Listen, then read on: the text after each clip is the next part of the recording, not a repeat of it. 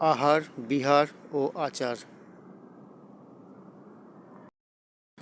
ইষ্ঠানুচলনে ঠিকভাবে চলতে গেলে আহার, বিহার, আচার আচরণ তাদের দিকে বিশেষভাবে নজর রাখতে হবে।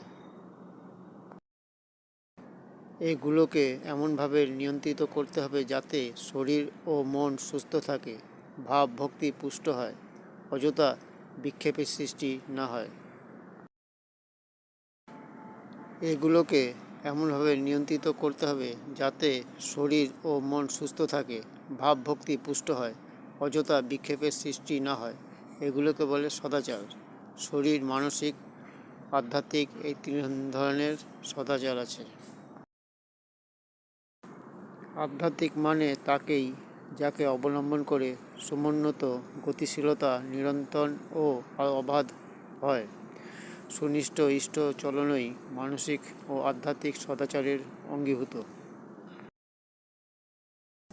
এক কথায় পূর্ণাঙ্গ সদাচার পালন সম্বন্ধে বিশেষভাবে অবহিত হতে হবে।